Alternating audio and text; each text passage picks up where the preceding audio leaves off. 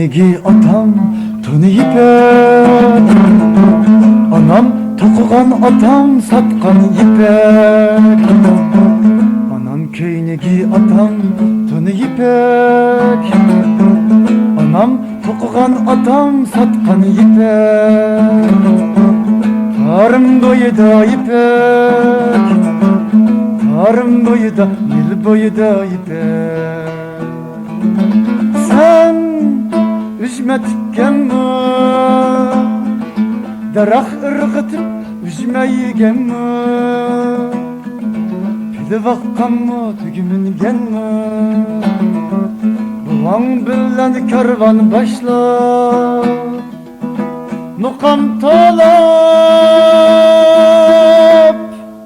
ipek satkanma, cihan kezgenme. Sen ipektin libas giygenme.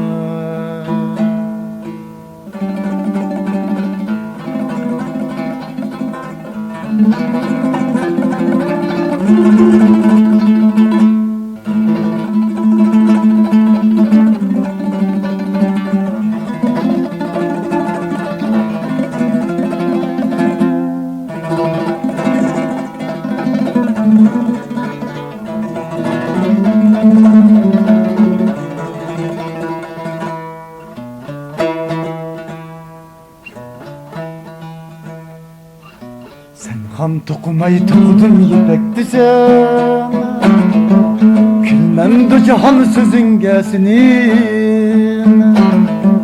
Sen ham tokumayı tokudun ipek desem, külmem de cihan sözün gelsin. Fakat bir günla körsen tügünü,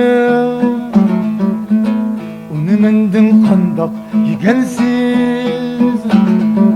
Kandak tattın ipek yolunu,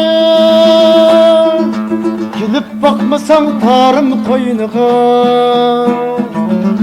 Sen kandak geldin elinin boyuna. Sorunun tarihini han tanrıdın, kemterlik bilen sözlep versin han tanrı ipek digenini.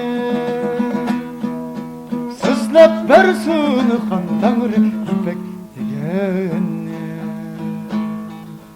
İpek digenini, ipek digenini.